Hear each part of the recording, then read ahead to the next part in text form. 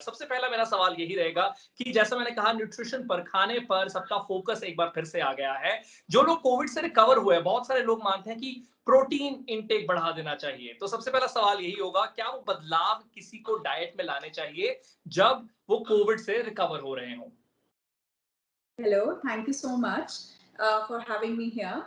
And हाँ, ये बहुत ज़्यादा कॉमन क्वेश्चन रहता है कि अब हमें कोविड का इन्फेक्शन हुआ है, हम हर जगह पढ़ रहे हैं कि हमें अपनी प्रोटीन रिक्वायरमेंट्स अप करनी होंगी। Do we need to be on a high protein diet? To answer that simply, you don't need to be on a high protein diet. हमें on a regular basis 55 to 60 grams of protein चाहिए. Many Indians are deficient in protein, and post any viral infection, your body loses due to hypermetabolism. There might be more protein losses. So आपको 70 gram protein दिन में खाना है. कई लोग जब बहुत ज्यादा हाई प्रोटीन खाते हैं, स्पेशली आप नॉन वेजिटेरियन हैं, so you might end up eating 120 130 gram of protein. That is not going to help you. So the number here is 70 grams. And of course many people ask me कि ये number हम कैसे meet कर सकते हैं. So maybe we can talk about for a non vegetarian and vegetarian ये number कैसे आप इजीली एक सिंपल बैलेंस डाइट से how can you make up for it. तो अगर आप वेजिटेरियन हैं तो आप दिन में 3 सर्विंग्स, जो हमारी रेगुलर एक कटोरी होती है, उसकी 3 सर्विंग्स दाल फैमिली से लीजिए. बीट दाल, बीट चना, beat rajma.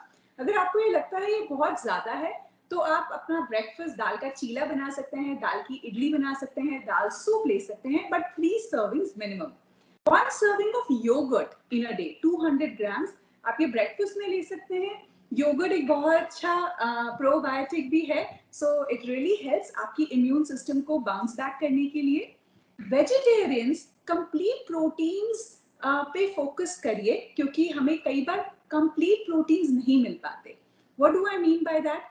Focus on making sure जो आपके meal combinations हैं they are complete. So दाल चावल is a complete protein together. दाल दलिया is a complete protein together. You can include about 100 grams of paneer in your day. In one go आपको 20 से 22 gram protein मिल जाता है.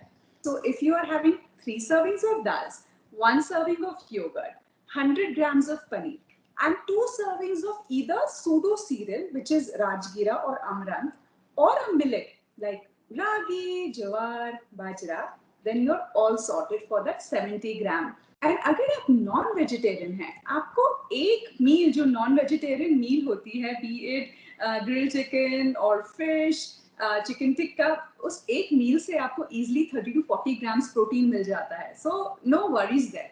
सो my point is, rather than overthinking about just protein, post COVID focus on balance. In fact, COVID में हमारी body inflammation से fight करती है.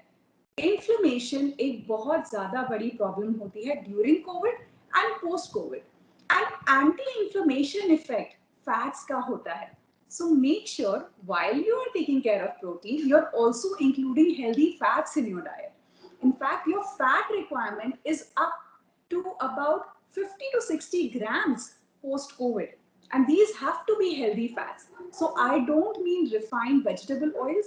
I mean good quality A2 caramel ghee, nuts and seeds. So make sure you're having 10 to 12 soaked almonds, about 1 or 2 walnuts, a tablespoon of either flax seeds or pumpkin seeds, coconut. So try to add these healthy fats in your diet to fight inflammation. बहुत लोग fatigue महसूस करते हैं, थकावट बहुत महसूस करते हैं. उन लोगों के लिए whole grains, healthy carbs are also equally important. So you need about 120 to 130 grams of carbs in a day.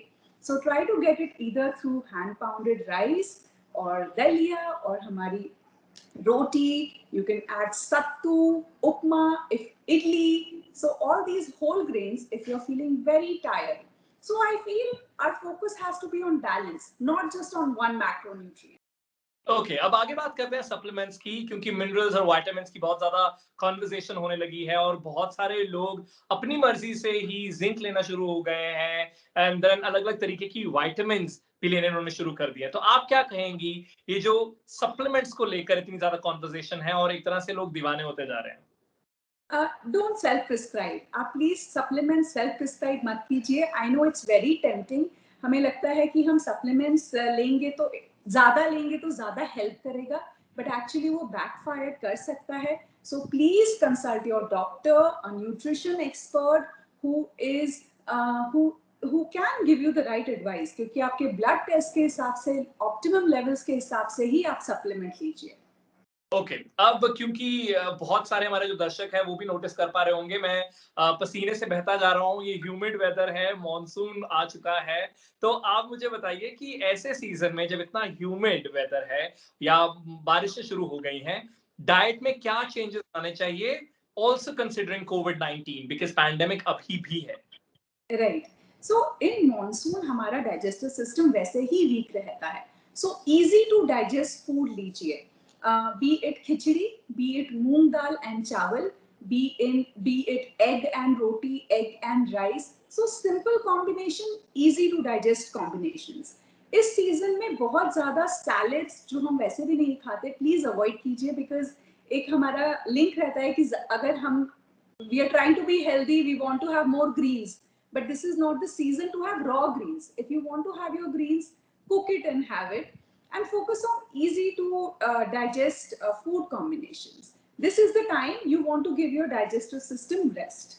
Monsoon में the best thing is जो इस time पे seasonal fruit होता है, be it jamun, be it plums, try to include this in your diet. Try to include anar, which is very rich in punic acid, जो anti-inflammatory भी होता है, और हमारे system में वो जो inflammation की हम बात कर रहे थे, it reduces inflammation.